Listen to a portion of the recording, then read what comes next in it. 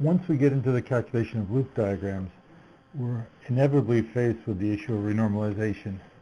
And so today's lesson is about the philosophy of renormalization, about the way we go about doing it and what it is.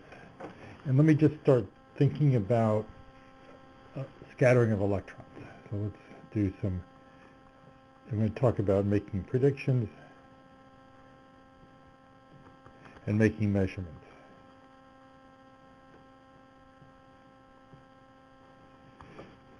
So we've, at this stage, done QED. We've got the QED Lagrangian in terms of the charge E with alpha is E squared over 4 pi, which is 1 over 137.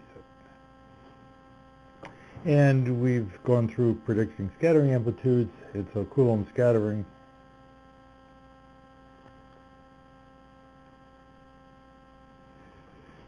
This is the non-relativistic low energy limit. Has d sigma, d omega is alpha squared times 4m squared over q to the fourth. Okay, so this is the low energy limit.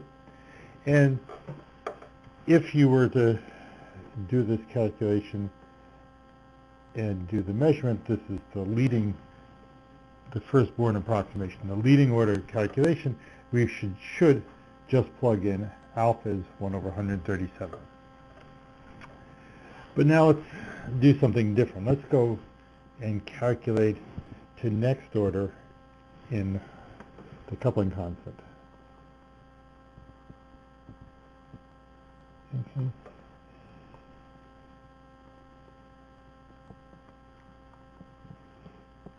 Okay, and if we remember the Feynman rules, there's a bunch of Feynman rules.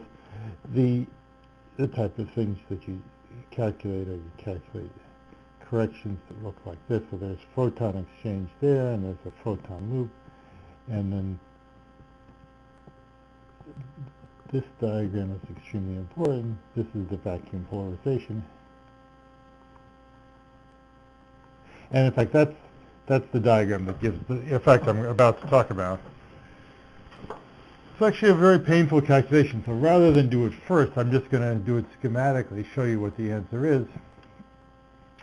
And then after we build up some muscle doing loop diagrams, we'll come back to it.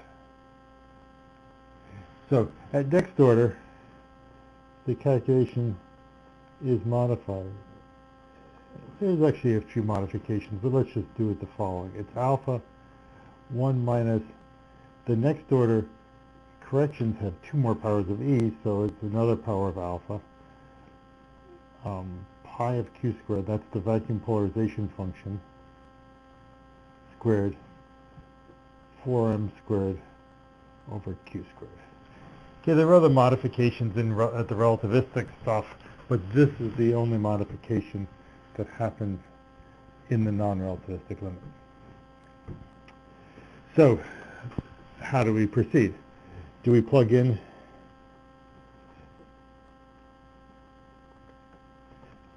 alpha is 1 over 137? And the answer is no. And the reason the answer is no is actually at the heart of the idea of renormalization. And the point is that we need to at some stage measure what is the electric charge. So measuring the electric charge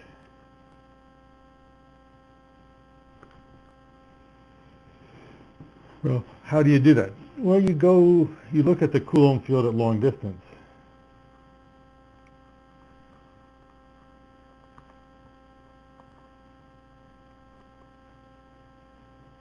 Okay, remember long distance is low momentum transfer. So if we're looking at this, and what you do when you're doing some measurement is looking at that Coulomb field, it's something like a scattering amplitude. I mean, you could actually measure it that way. You could measure Coulomb scattering and use that to measure E. But the the basic features that we're doing at long distance and which is q tending to 0. So let's just temporarily call the parameter the charge E0, and we'll use alpha 0 is E0 squared over 4 pi, and let's imagine that this is what fits in the Lagrangian. This is what we're going to call the bare charge.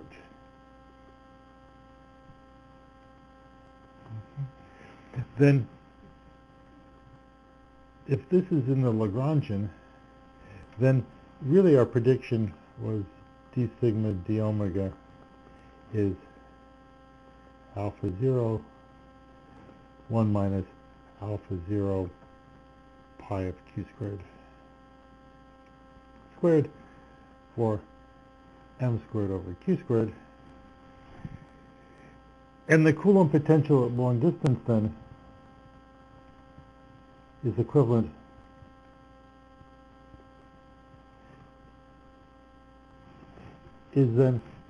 to alpha 0, 1 minus alpha 0 pi with q taken to 0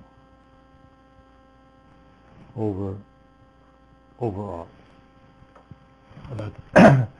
That's the equivalent Coulomb potential that comes from this, that you would measure from this. And so your measurement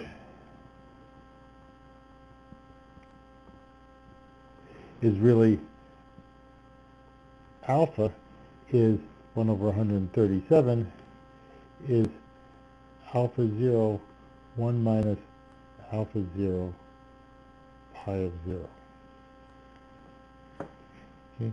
So it's not the parameter in the Lagrangian that's this. It's that parameter modified by all the quantum effects that come from loops. 1 loop, 2 loops, it doesn't matter, any number. We're doing the calculation to 1 loop at this stage. Okay, but that's okay. We can go back and express everything in terms of the parameter that we do know. The parameter that we do know is alpha. So what we really would say, so if we express things in terms of alpha,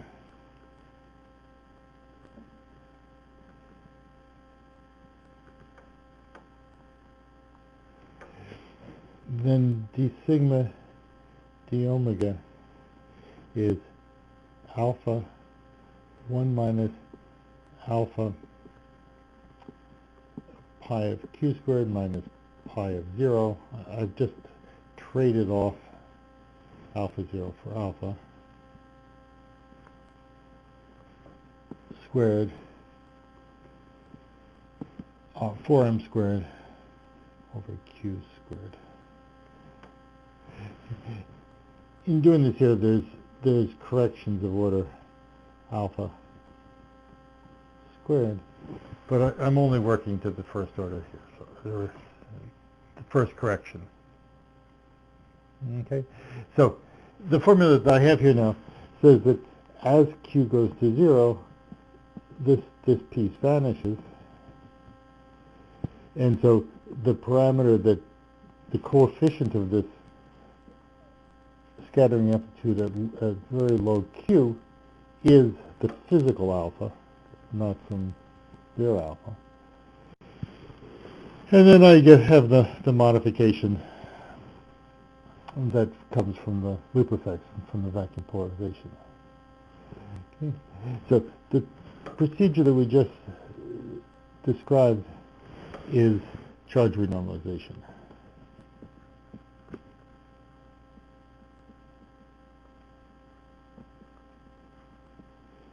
And its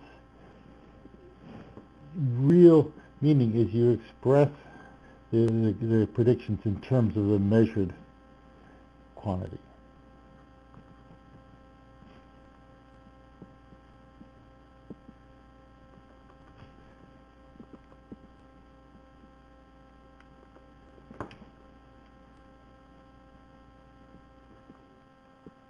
so charge, the measured charge. And the renormalization means you just have to change the normalization on your charge to make it be the correct charge. What we've also talked through here is a renormalization program.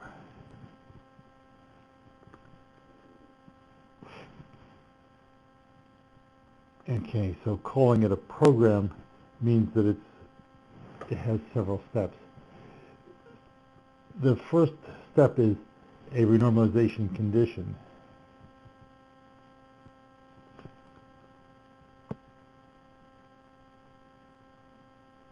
Okay. It's how do you expect to do the measurement?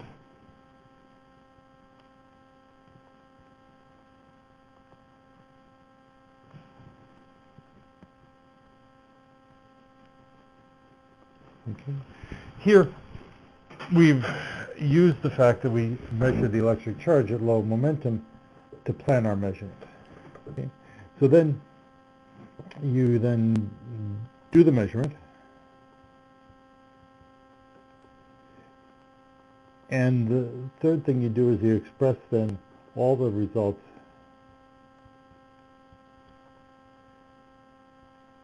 in terms of the measured parameter.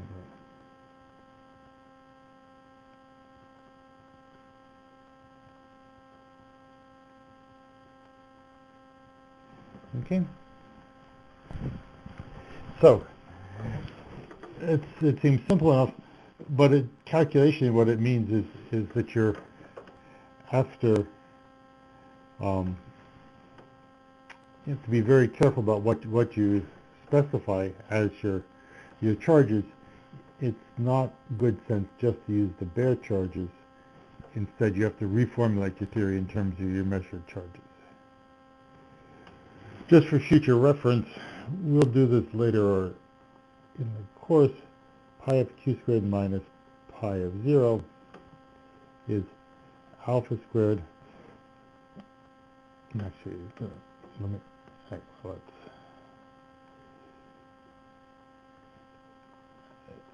what I've called alpha pi is alpha over 15 pi q squared over the mass of the particle squared.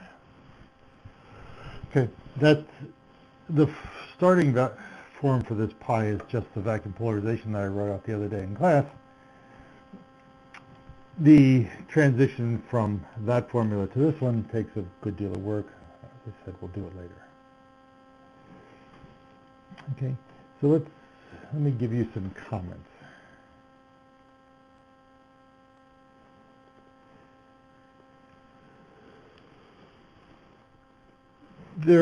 So comment number 1 is that different renormalization conditions are possible.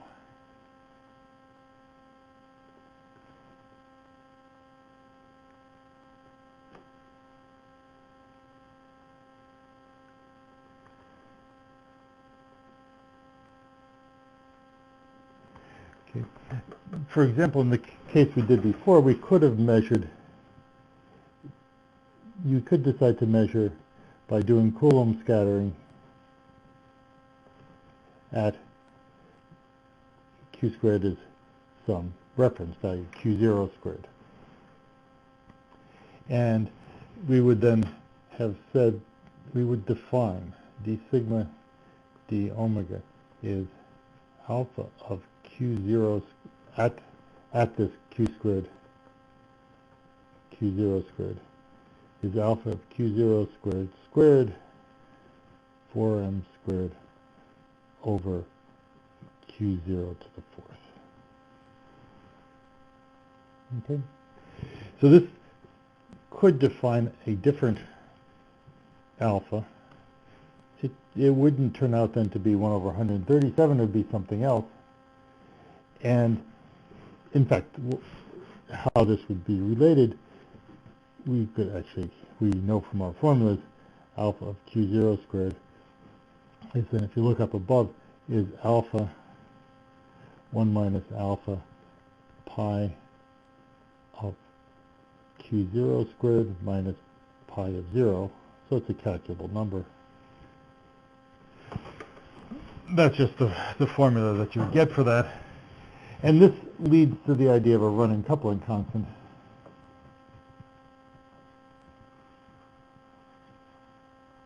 Again, something we come back to later on when we do talk about the renormalization group. But that's the origin of it. The other point is that sometimes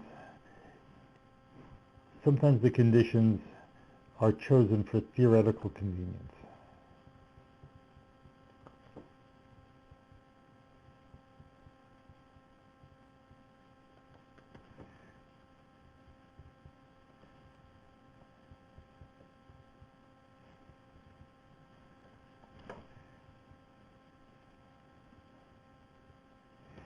Okay, and that's, theorists are doing it. They, of course, choose it however they feel best. But some of these calculations are difficult, and sometimes you'd like to enhance the symmetries of the problem. So you sometimes choose something. We're actually going to do this in our explicit calculation coming up. That's okay, because then the theorist then has to calculate the shift from that point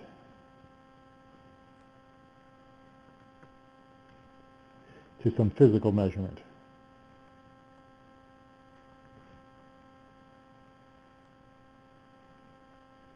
Okay.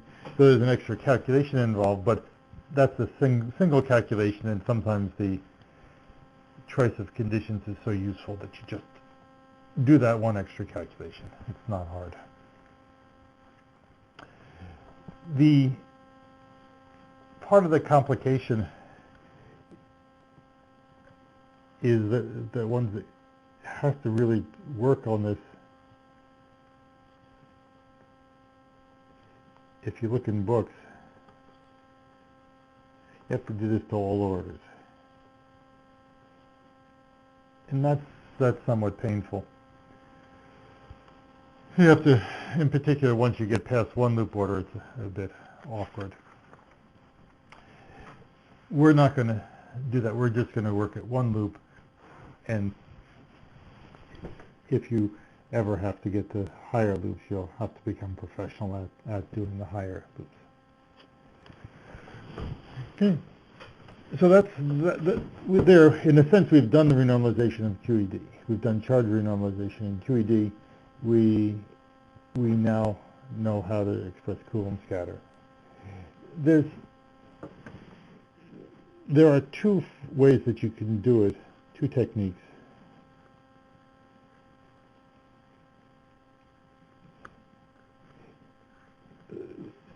One way is the way we just did. We imagine that we start with the Lagrangian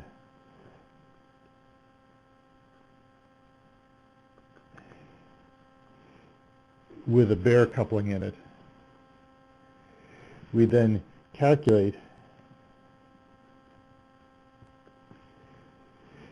then identify E physical, so we might call it E renormalized, the physical value,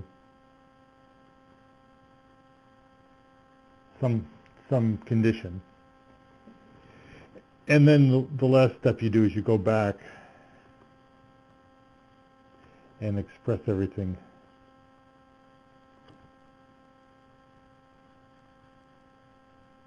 in terms of E physical. Okay, that's what we just did. So the procedure up there. The second way is actually more common in books, and so I really want to use that. It's also more powerful. In some ways it's more logical. It certainly generalizes the higher order better. And that's the following. So we start with L E0. So we, again, that's the same, it's the exact same starting point.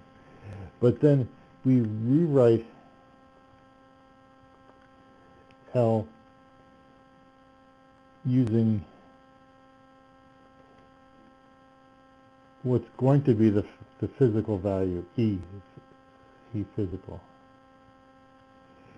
Okay, and that requires then a shift. Then just rewriting it, we're going to say E is equal to, E0 is equal to E physical minus delta E.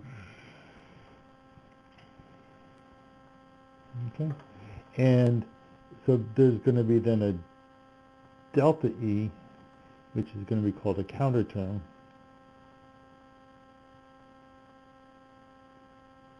which will be treated as small. Okay, it's going to be of order, in this case it's actually order E cubed. Okay, then we calculate directly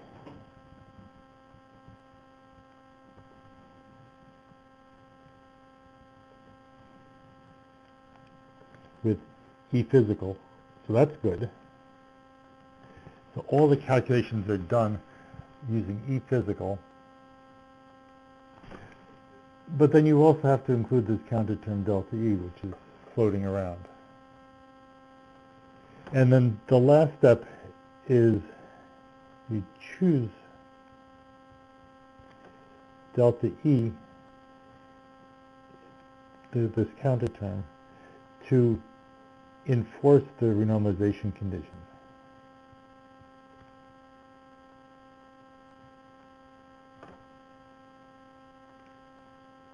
Okay. In principle, we don't know delta E. At the start, we don't know E0. All we know is E physical. And so you choose delta E to enforce this renormalization condition. I'll show you how. And then it disappears.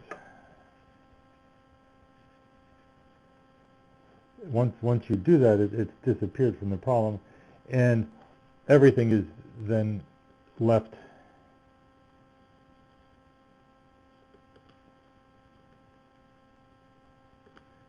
of E physical. Okay? So let's schematically talk through the problem that we did up above using this method here. So method number 2, counterterm method.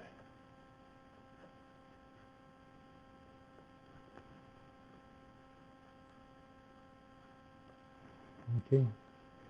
So we start with the Lagrangian. Lagrangian is QED, so it's minus a quarter f squared f mu plus let's make it fermions psi bar I d slash minus m psi, then minus E0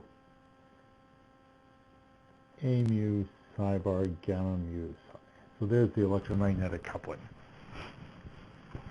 Okay. We can then always make the following. We write this as minus E physical a mu psi bar gamma mu psi plus delta E a mu psi bar gamma mu psi, where delta E, of course, is then E physical minus E0. Okay? This guy is going to be treated like a perturbation. And so there's an extra little vertex now. Let's draw it like this. There's a little X there with a photon coming out. So there's the X. That's just I delta E gamma mu in the Feynman rules.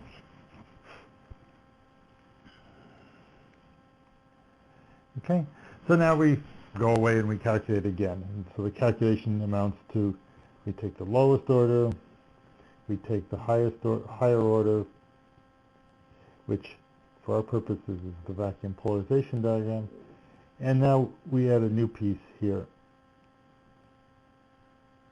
this plus that. Okay. Those last diagrams just shift, or just are like a charge. So we calculate d sigma d omega is, well, it's alpha physical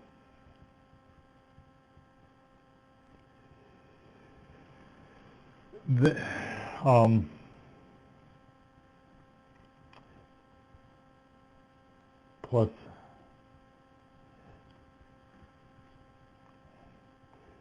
it's 2 delta E over 4 pi is the effects of those guys, plus alpha physical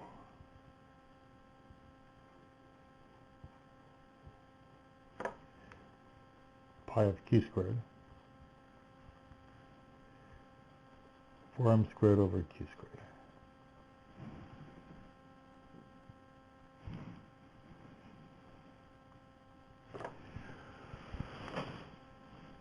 Okay, so at this stage, oh, this was squared. Okay, so what I've basically done is I've just put in an extra vertex here that's a little delta E, that gives me this term, and the vacuum polarization gave me the same term as before. Now, the next step is to choose this counterterm such that it enforces the condition. And that condition is that this should go to alpha physical squared 4 m squared over q squared as q squared goes to 0.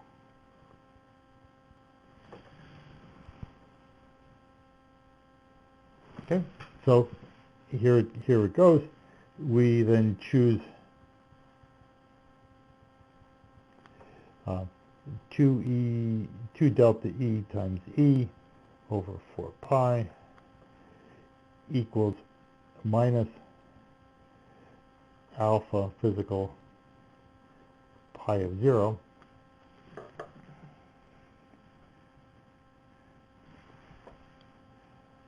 to enforce that condition, and then the result is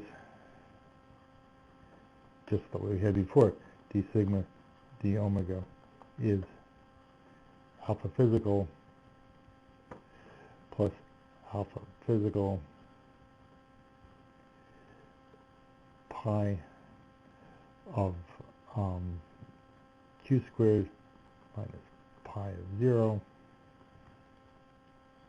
squared 4m squared over q squared. Okay, so by choosing this counterterm, to be that number, I've got everything now expressed in terms of alpha physical. Okay, so it's just a slightly different pathway through the same procedure.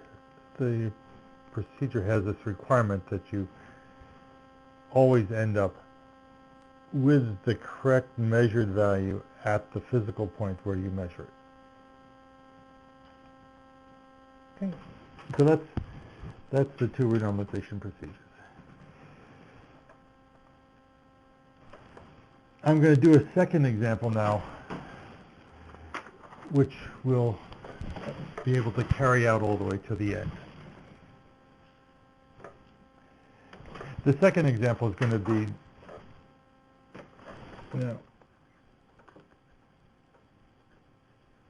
it'll be phi, the scalar scatter that we've talked about in lambda phi to the fourth theory. Okay. And if you remember, we've written out the one loop diagrams.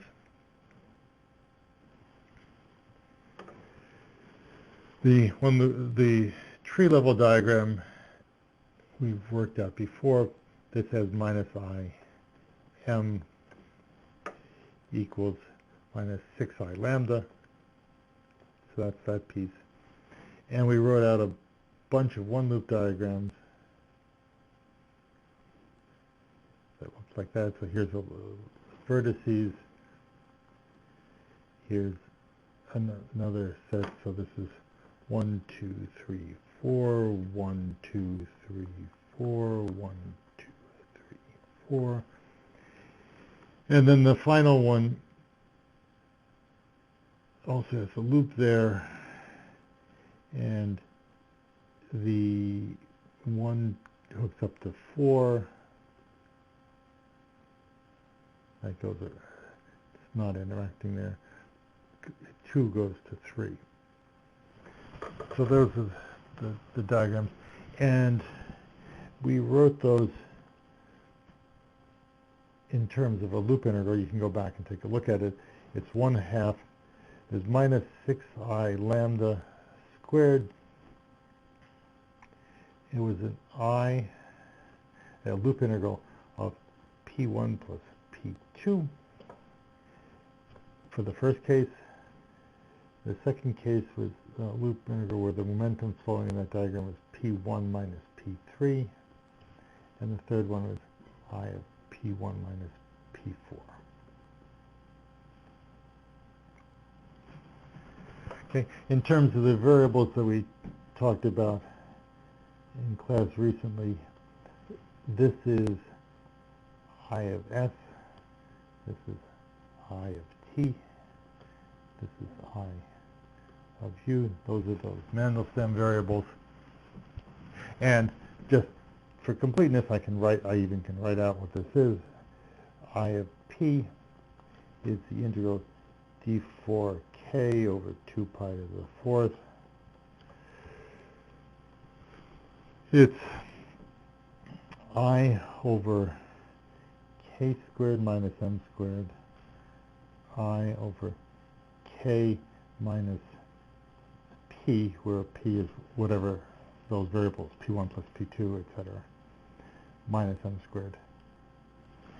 Okay, and this is absolutely the simplest loop integral is. We're going to do it in a little bit, and it's not going to be all that simple, but it's the absolute simplest. So that's the reason we're doing this. Okay, so that's where we were before. Now let's go back and think about the issue of measurement. We at some stage have to measure what this parameter lambda is. And the parameter in the Lagrangian really isn't the measured parameter. So what we really should have done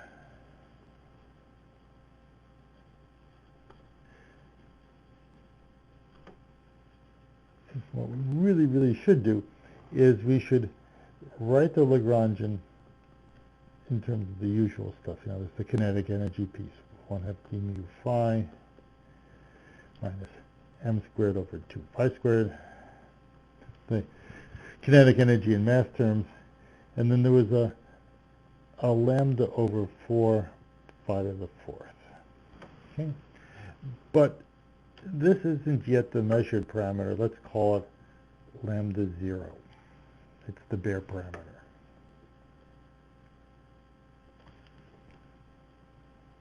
Okay. And our renormalization procedure will be to add to this, well, to rewrite this as lambda physical, which we'll define sometime, 4th, plus a little delta lambda, phi to the 4th over 4. Okay, delta lambda is then lambda minus lambda 0. Okay, we'll treat this as small.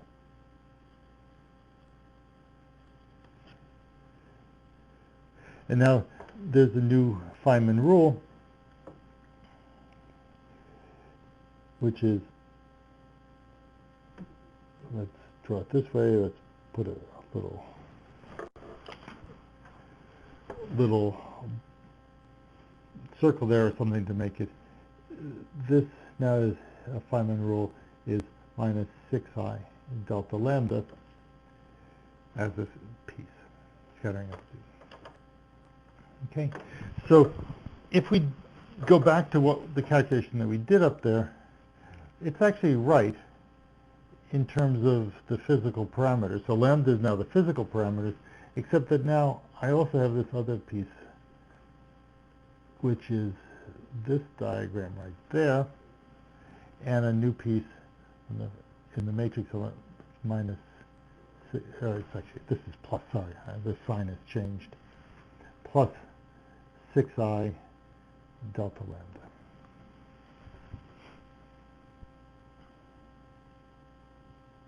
Okay, so if we've done that pathway through, then I can pretend, or I can use the lambda in this calculation as the physical lambda. Okay, so what then is the physical lambda? Well, to do that I have to specify some way to measure it. So I have to specify this renormalization condition.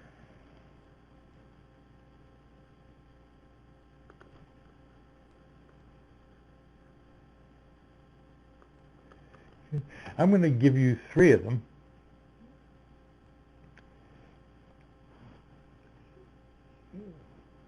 And so here's number 1. Okay, these are all slightly different. One way to define it is to measure it at threshold.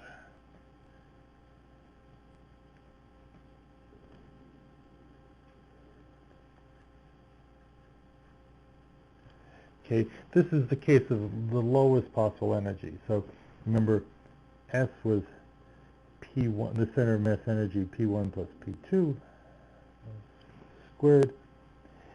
The lowest possible energy is that is just 4 times the mass squared, m quantity squared. T is P1 minus P3. As the momentum and the energy gets very low, that just goes to 0, and U is P1 minus P4. The energy goes to 0, that goes to 0. So this could then be used. So if we use this, we would then define the matrix element. Remember, the matrix element comes from a cross-section, but the matrix element is 4m squared, T is equal to 0, U is equal to 0, is defined to be minus 6i lambda renormalization condition 1. Okay?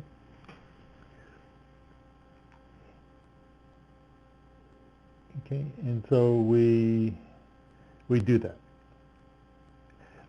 That then makes us choose delta lambda in a particular way, such that this sum here is given by the physical value at the point where we want it. So since lambda here is supposed to be the physical value, that means we choose delta lambda to cancel off all those other pieces there. So this means then that delta lambda, so 6i delta lambda, is then, let's just get my sign right. So I have to choose a minus sign. So it's minus a half minus 6i lambda squared I of 2m squared plus 2 I of 0. So it's the t and the u pieces there. Okay. So if we chose that, then the lambda that was used in that formula is the physical lambda at that point, and we then have got the final expression for the matrix element minus Im in this renormalization procedure is minus 6I lambda renormalization condition 1 plus 1/2 minus 6I lambda. Well, it's I of S plus I of T plus I of U, and then the delta lambda piece was minus I of 2m, well,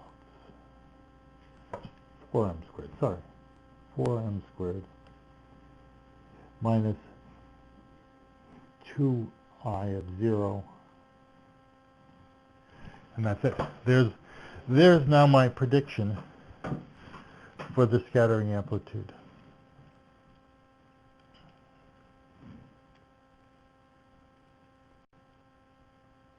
Okay, and so one can go out and measure this, get the scattering amplitude. Then I know it at all S, T, and U, and this is lambda renormalization condition 1. And of course, since I'm doing perturbation theory, my error is at order lambda cubed. That was squared. Okay, so there's the full prediction to order lambda squared.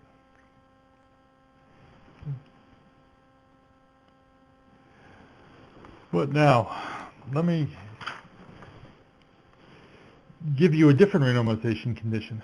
This one's fine. This is what you might call the experimentalist renormalization condition, because it's a place where you can imagine measuring it. It's a very nice physical place.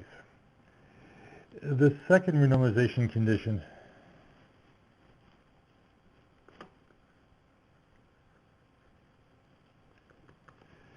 number 2 is motivated by theoretical convenience. So this is going to be the theorist one. And it's going to be defined at S equals 0, T is equal to 0, U is equal to 0. Okay. Now that's a funny place. That's not a physical point, because remember, S is the center of mass energy, and the center of mass energy always has to be bigger than 4m squared, so this is unphysical. But yeah, I'm just doing the calculation. I can put S, T, and U equal to 0 in that integral. Okay, and here's what I would then do. I'd define minus Im at S is T is equal to U is equal to 0. That's defined as minus 6I lambda renormalization condition 2. Okay. Then we go back up here. If we were using that definition of lambda, and we want this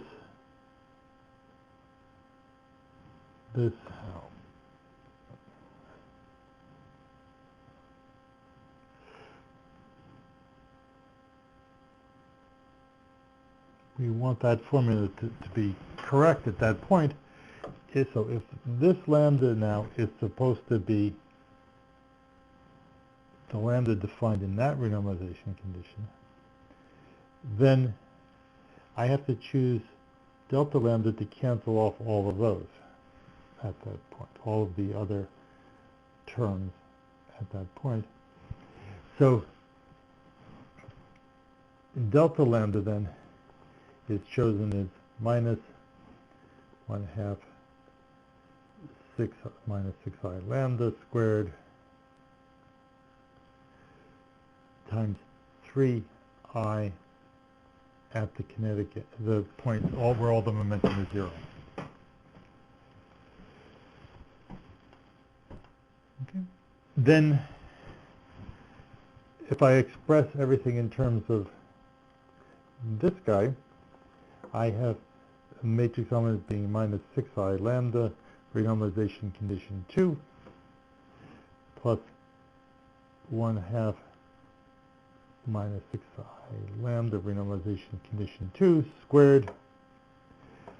Well, I have I of S plus I of T plus I of U minus 3 I of 0.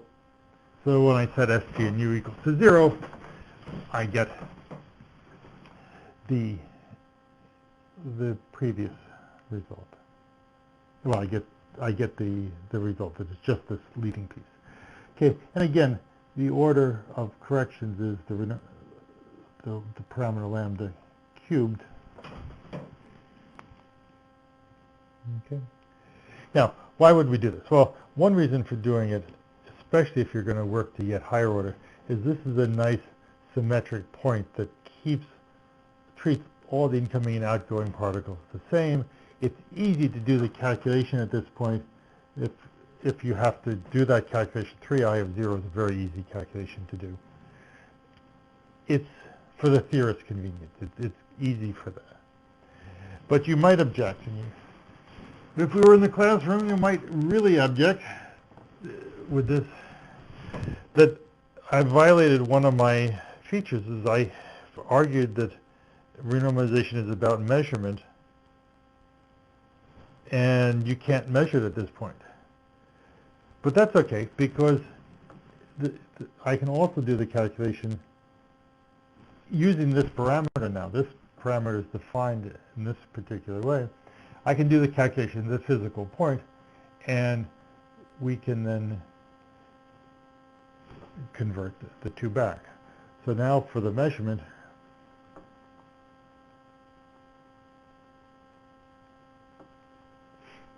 I go to the physical point, to S is 4m squared, t equals u is equal to 0, so the threshold value, and I find that minus Im at that point